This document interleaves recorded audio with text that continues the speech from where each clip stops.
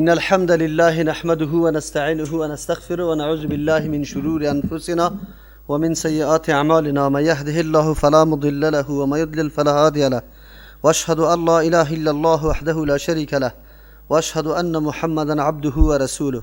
أما بعد، فأعوذ بالله من الشيطان الرجيم. بسم الله الرحمن الرحيم. أولم يهد للذين يرثون الأرض من بعد أهلها أن لو نشاء أصبناهم بذنوبهم ونطبع على قلوبهم فهم لا يسمعون. آیات قبلی الله متعال بعد از گذشت داستان یک تعداد از انبیاء علیهم السلام، نوح علیه السلام، هود علیه السلام، شعیب علیه السلام، صالح علیه السلام، لوط علیه السلام، بعد از الله متعال نتیجه گیری از این داستانای انبیاء علیهم السلام برای مردم فعلی داشت. این آیت هم امی مقصد بیان میکنه که مردم فعلی از این داستانای انبیاء علیهم السلام چی نتیجه را به دست دارد. اگر مردم فعلی هم راه قومای سابقه را در پیش بگیره که در مقابل انبیاء علیهم السلام عکس العمل نشان داده بود، سرنوشت مردم فعلی هم به مثل مردم سابق است. الله متعال قدرت کامل داره که این قوم از بین ببره و کسی دیگری را پیدا بکنه، بنابر از اینکه یا از آن اسبابی که الله برشان داده بود استفاده نکرده بودند. بهترین خیرخواهانی که الله متعال تعیین کرده بود برای هدایتشان، سخنای ازوار نعوذ بالله دیوانگی و سفاهت تلقی کردند، نعوذ بالله گپای نادرست برشان گفتند، تا این اندازه که آماده به این شدند که انبیاء علیهم السلام از خانه هایشان بیرون کنه و همراه خود نگذارند. اما الله متعال حالات دیگه قسم کرد و دیگرگون کرد. امو مردمی که در صدد ازی بودند که پیغمبر و کسانی که همراهشان ایمان آورده بود و نعوذ بالله از خانه ها بیرون شود، خودشان به مو سرنوشت شومشان مبتلا شد. الله در اینجا میفرماید اولم یهدی للذین یرثون الارض، آیا معلوم نشده برای کسانی که به میراث میبرند زمین من بعد اهلها، پس از اهل زمین، قبل از یا آباد بودن، حکومت میکردن، تصرف میکردن، از او مردم ها یا درس نگرفتن، معلومات برش حاصل نشده؟ کدام معلومات؟ لو نشاء اصبناهم بذنوبهم، چرا خود بند نمیکنه از گناه ها؟ چرا در خواب غفلت خواب هستن، خود برابر نمیکنه به هدایات انبیاء علیهم السلام؟ از این آیت بر ما واضح میشه که هر کسی که دعوت انبیاء علیهم السلام نمیپذیره، الله متعال کامیابی را نصیبشان نمیکنه و سبب هلاکتشان است. البته دعوت انبیاء علیهم السلام قبول کردن برای خود صورتها و شیوه ها داره که با تأسف در حالت فعلی امام اگرچه در زبان یک تعداد مردم اقرار به این داره که ما انبیاء علیهم السلام قبول داریم، اما آن چیزی که لوازم رسالت است او را باز قبول ندارن. زمانی که حدیث پیامبر برشان میرسه، با عقل خود میجنگانه، با رأی یک عالم خود میجنگانه، با رأی یک فقیه خود میجنگانه و میگه که نه، این بلکه حدیث خو هست، لیکن ما چون در فلان مذهب هستیم یا در زیر رأی فلان هستیم یا عقل ما ایره نمیپذیره، یا یکی از جمله شیوه های انکار از هدایات انبیاء علیهم السلام است. الله رحم بکنه. ای که بعضی میفهمه یا نمیفهمه جدا موضوع است، لیکن اینمی آیت هشدار است، در حقیقت یک پیام است برای او کسانی که رای خلاف انبیا را برای خود انتخاب میکنه و میره. الله میگه لو نشاء، اگر ما بخواهیم اصحابناهم، میرسانیم به اینطور مردمایی که دعوت انبیا علیهم السلام نپذیرفته، مثل قومای سابق واری رای مخالفت در پیش گرفته. به سبب چی؟ بذنوبهم. الله ظالم نیست که کسی را اموتور عذاب بده یا مصیبت و تکلیف برش اموتور برسانه، نه، به سبب گناهانشان. اگر ما امروز نظر بندازیم در جامعه فعلی خود، حالاتی را مشاهده میکنیم که یقینا خود قاضی شویم، فیصله میکنیم که واقعا ما مستحق عذاب الله متعال هستیم. از خود ما گرفته تا آخره، در تمام مساجد کابل که بگردی، در صوبکی، در پشت سر مولا امام، در منطقه که خیلی دیندار است، یک صف تکمیل نمیشه، او هم کلش ری سفیدا جوان به چشم دیده نمیشه الا ماشاءالله. خفتن به مید سیستم است و حالات بازار و کار و روزگار خود ما و شما میبینیم که مردم به کدام سویه چی کارا را میکنه، چی اعمال را انجام میده. از امو خاطر است الله متعال ما را چلنج میده، اخطار میده که شما اگر مثل قومای سابق واره به هوش نمیای، به دعوت انبیاء علیهم السلام نظر نمیکنی، تحلیل نمیکنی و او را راه کامیابی خود تلقی نمیکنی، پس بالای شما هم همچون مصیبت آمده نیست. چرا الله متعال کدام رابطه خیشی و نسب با کسی نداره که کسی را نعوذ بالله از خود دور کنه و کسی را نزدیک بسازه. رابطه الله متعال با بندگانش فقط در بندگی بندگانش است. هر قدر بندگی کامل باشه و کمال بندگی به تابعداری انبیاء علیهم السلام حاصل میشه، بدون تابعداری انبیاء علیهم السلام بندگی کامل نمیشه. از همون خاطر اگر امیر روش انتخاب کنن الله متعال عزت میده، وگرنه به سرنوشت اقوام سابقه مبتلا و دوچار میشن. و نطبع علی قلوبهم فهم لا يسمعون. ما مهر میزنیم بالای قلبایشان پس یا نمیشنون گپ حق، آن چیزی که برایشان مفید است در عاقبت و در انجام. چطور شده میتونه که الله متعال وقت مهر میزنه، یعنی حتی امو اسباب و وسایلی که توسط از او درک حقیقت و واقعیت میکرد او را الله بسته میسازه. پس گناه از این مردم چیسته؟ قبلا این موضوع را همیشه در ذهنتان داشته باشه. وقتی پلته را میزنیم، پلته زدن در اختیار ماست، اما وقتی که در میگیره او لمبه که از پلته پیدا میشه او در اختیار بنده نیست. الله متعال عادتش به جاری شده. اعمال ما و شما خودش وقتی که ادامه و استمرار سرش بیایه خود به خود مبدل به یک عادت و خوی میگرده. عادت و خوی او را میگه که دیگه تبدیل نمیشه. هر کسی نمی مسیر دیگه پیش میبره، امو قسم قلبایش نعوذ بالله وسایلی که الله برش داده برای درک حقیقت و بازگشتن از اونمو انحرافات اونمو کلش مسدود میشه. چرا؟ اون نتیجه خود به خود مرتب میشه. ای تو نیست. البته مرتب شدن نتیجه در اختیار تو نیست، اما وسایلی که برای مرتب شدن نتیجه است ای در اختیار توست. توستی که همی اسباب برابر کردی خود به خود نتیجه برات مرتب میشه. به طور مثال در کامپیوتر اگر در دلیت کردن یک برنامه تو فقط امی اختیار داری که انگشتی سری دلیت برنامه باید نزنی. اگر بزنی باز دیگه دلیت شدن برنامه در اختیار تو نیست.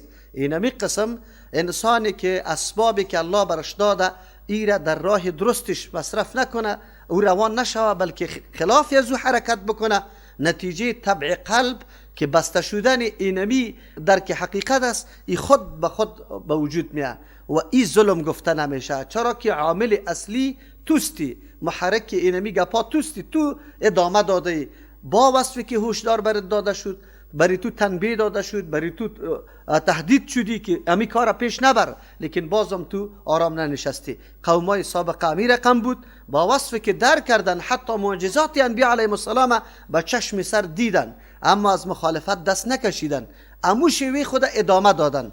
با ادامگی امو شیوه خود به خود نتیجه طبع قلب مرتب شد. قرآن کریم به می نقطه اشاره میکنه فهم چیست لا یسمعون. پس انسانی که مستمر بالای گناه هاست، عمل ناشایسته را همینطور به دوامدار انجام میده، بسیار حراس داشته باش. نشوه که در سرحدی برسه که دیگر روز هیچ نوع تقریر و تبلیغ سرش تاثیر نکنه. چرا؟ اون عمل برای خودش خیلی مهم معلوم شوه و خوب معلوم شوه. همین مردمای گناهگار همیشه همینطور است، عمل خود خوب تلقی میکنه، دیگران را نعوذ بالله دیوانه تلقی میکنه. علتش است که اینمی عملش مبدل به یک ملکه یا عادت گشته که دیگه ای تغییر نمیخوره.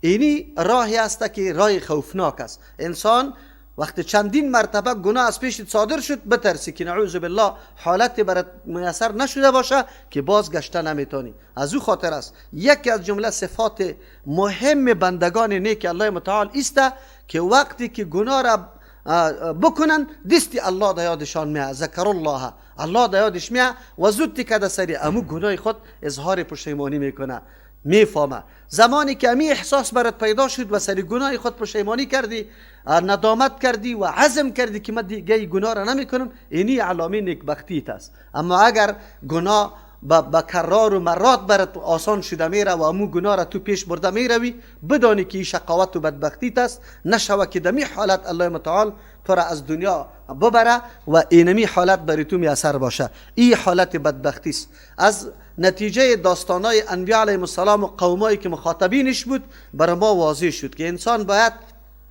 کسی برش تقریر و تبلیغ میکنه، نصیحت و خیرخواهی میکنه، لا اقل سنجش بکنه، او را مورد تحلیل قرار بده که می مردکه به زیانم به نقصانم گپ میزنه یا به مفادم گپ میزنه. تاسف در اینجاست که امروز امرای مردم امی حوصله موجود نیست که لا اقل سخنان کسی را کمی ارزیابی بکنه کی برای نفع ماست یا برای ضرر ماست. مثل مردم عوام ما خو فقط یک گپ از کسی شنیده دیگه هیچ گپ در ذهنشان تاثیر نداره. اما تاسف به حال علماست که و یک تعداد دروس هم خوانده، معلومات کافیم داره، از یام آگاهی داره که الله متعال بر ازیا جوهر عقل داده، قوی تفکر داده، اما بازم در دلایل چی نمیکنه؟ فکر نمیکنه، خب تأمل نمیکنه که کدام راست. از امو خاطر است تقلید کورکورانه نمیره میگه که تو رای تحقیق میگذاری و رای نعوذ بالله دنبال روی کورکورانه را انتخاب میکنی. این دین نیست و این در آیین اسلام قطعا گنجایش نداره. قرآن امیر رد میکنه و امیر مردود میشماره. از قومای سابقه همینطور تقلید کورکورانه کرد. خودشان گفت که پدرای ما این طور کار کرده بود، نمیگفتن که کاری پدر چقدر ارزش داشت، چقدر قیمت داشت، ای به نفع ما بود یا به ضرر ما. ما امروز دنبال امی عنعنات خود بریم، خود تباه کنیم. بچه کاکا یا بچه ماما یا قومی و همسایه ما در اورانوس چی گرفته؟ توی گرفته، من میگیرم. این تقلید کورکورانه است. تو سنجش بکن حالات خدا، وضعیت خدا، موقعیت خدا، موقف خدا، مقام خدا، چی مفاد داره، چی ثمری سرش مرتب میشه. انسان باید فکر بکنه. اینی از تمام داستان انبیاء علیهم السلام این گپ بر ما واضح شد که انسان دنبال روی محض نباشه، هم امور تحقیق بکنه، از واقعیت باید واقعیت بین باشه، اینطور نباشه همونطور روان باشه. تلک القرآن قص علیک من انبائها. الله متعال پیغمبر مخاطب قرار میده، میگه ما اینمی قریه هاست، امی شهر هاست، نقص علیک که ما بیان میکنیم بالای تو من انبائها، از حالات و واقعاتش. چرا بیان میکنیم؟ این مردم ها چرا هلاک شدن؟ کجا بودن؟ چرا الله متعال ظلم سرشان کرده؟ نه، الله متعال سر کسی ظلم نمیکنه، کسی را بدون وجه عذاب نمیده. الله عادل است، الله حکیم است، الله غفور و رحیم است. خیر چی شده؟ ولقد جاءتهم رسولهم بالبینات، یقینا آمده بود برشان انبیاء علیهم السلام، اینمی مردم، پیغمبران امی مردم، بالبینات، با دلایل واضح و روشن. بیان ارو امری را میگه که خب واضح باشه، خب روشن، هیچ نوع اشتباه به کسی باقی نمانه. امی پیغمبران چقدر دعوتای خیلی مهربانه، خیلی دلسوزانه را برای مردم میکرد، اما مردم دیوانه بود، مست بود، نمیپذیرفتن، گپ پیغمبر را نمیشنیدن. الله متعال میفرمه فما کانوا لیؤمنوا. مناسب خویی بود که گپای دلسوزانی انبیاء علیهم السلام که تایید شام توسط معجزه شده بود. احترام نه که یک گپ خالی و بی اساس باشه، نعوذ بالله سند نداشته باشه. انبیاء علیهم السلام با تاییدات معجزه سخنان خود برای مردم پیش کرده بود و مردم از آوردن مثل امو عمل پیغمبر کلگی عاجزان بودن. اما سخنان انبیاء علیهم السلام باد هوا گرفتن، تحمل داشت نکردن. الله میگه فما کانوا لیؤمنوا بما کذبوا من قبل. پس نبودن که یا ایمان می آوردن به او اموری که تکذیب کرده بودن پیش از پیش. کدام اموری که قبلا تکذیب کرده بود لااقل عالی تعامل میکرد. بعد از آمدن انبیاء علیهم السلام حقیقت برش بازگو کردن، برش گفت که اینی مفاسد، اینی مضراتی که شما شرک میکنه این بدبختی است، یا تعامل نکردن. اینی در بدری بود. بیدی اینجا باز امی مسئله تقلید کوبید که یا دنبال روی قوم سابقه شد، تعامل نکرد در امر جدیدی که از طرف انبیاء علیهم السلام برشان آمده بود. امو چیزی که سابق عقیده داشت امو را تایید کرده رفتن کورکورانه. اینی را میگه رد تقلید کورکورانه. قرآن امیر رد میکنه. چرا؟ الله متعال به هر کس هوش و فکر داده. خب سابق چی کرده بود؟ یکی. امروز هم همینطور است. یک تعداد علمای ما میدانه حقیقت بالکل، واقعیت بالکل میدانه، اما عالی تصدیق کرده نمیتونه. چرا؟ سابق تکذیب کرده. چیزی که سابق تکذیب شده باشه او را عالی آدم تصدیق نمیتونه. چرا نمیتونه؟ بجز از اینکه کسی واقعا تمام خواسته ها و تمام مقام و منزلت خود به خاطر رضای الله زیر پا کنه. دیگه کس این کار کرده نمیتونه. کسی که دین الله را ترجمه میده، خوف الله در قلبش است، او مقام خود نمیخواه، او منزلت خود پیش مردم نمیخواه، او صلاحیت خود در پیش مردم نمیخواه، او میگه پیش الله محبوب باشم. مردم هر چی که میگه از همون خاطر سابق یک چیز او بد گفته آلی بگویه که این خوب است، سابق یک چیز گفته خوب است آلی بگویه که این بد است. این غیری چی هسته؟ ممکن است به اینطور مردم ها. چرا؟ و میگه که من عیشتون خراب میشه، من خود سابق مردم گفته بودم اینی کار روا والی بگویم ناروا. عجیب است. از همون خاطر است که از اونمو اندیشه و فکر خود باز فکر دانسته باز نمیگرده. چرا نمیگرده؟ حیثیتش در پیش مردم لکه‌دار میشه. اما الله متعال از همون خاطر میگه که فلا تخشوهم واخشونی، از مخلوق نترسی، از پایین آمدن حیثیتتان در نظر مردم نترسی، از الله بترسی که الله بندی الله استی. از الله بترس، راهی را انتخاب بکو که الله برات تعیین کرده. الله میفرماید کذالک یطبع الله علی قلوب الکافرین. اینمی رقم مثل که این مردم دنبال روی قوم امو تکذیبات سابقی خود شد، سنجش نکردن، تأمل نکردن، از مضراتش خود آگاه نکردن، امو راه های بشارت و انذار انبیاء علیهم السلام ایج در نظر نگرفتن، پس یا ادامه دادن عمل کرده سابقی خود. نتیجه در کجا رسید؟ طبع قلب شد، قلبات دیگه مهر شد. اینمی قسم مهر میگذار الله. کسی که اینمی راه انحراف ادامه میده، اسبابش در کار میندازه، خود به خود دیگه طبع قلب میآید. علی قلوب الکافرین، بالای قلبای کفار الله مهر مانده. و ما وجدنا لاکثرهم من عهد. عامل چی بود؟ چرا این مردم انحراف کردن، دعوت انبیاء علیهم السلام قبول نکردن؟ دو علت موجود بود. یک علت کدام است؟ و ما وجدنا لاکثرهم من عهد، نیافتیم ما برای اکثریت از یا کدام پیمانی را که چی وابستگی به پیمان داشته باشه و یقینا کدام رابطه‌ای که با کسی بسته او را مراعات بکنه. اولین رابطه را انسان توسط گفتن لا اله الا الله با الله پیمان بسته کردی. این پیمان دو قسم است. یکی پیمان فطری است، هر انسان الله به فطرتش موحد پیدا کرده. در عالم زرد در زمانی که الست بربکم الله میگه، در اونجا کلگی اقرار و اعتراف کرده، توحید الله را پذیرفته. از همون خاطر ما شما در پشت سر در واقع ساحرای فرعون میبینیم، با مجرد واضح شدن حقیقت مردم یک دم نور توحید در قلبشان روشن میشه. علت است که اون نور توحید سابق بود، لیکن مال و متاع و اسباب و رونق دنیا او را پرده انداخته بود، اما روشنی را از پیش گرفته بود. زمانی که موسی علیه السلام دید که عصایش مکمل چیزای جور کردگی از یار از بین برد، درک کردن که او یخو حقیقت است، دیستی اظهار ایمان کرد، اعلان کردن. انسان از فطرت خود موحد است، عقیده توحید الله را داره. گپ است که اینمی قسم گپایی که در ماحول و محیط است این سرش تاثیر مندازه، از همون خاطر سرگردان است. مردم میگه والا حالی اینجا امی دعوای توحید در وطن خیلی زیاد رشد کرده، در خیلی وقت کم راست هم است، در خیلی وقت کم الحمدلله مردم یک دم چی شده؟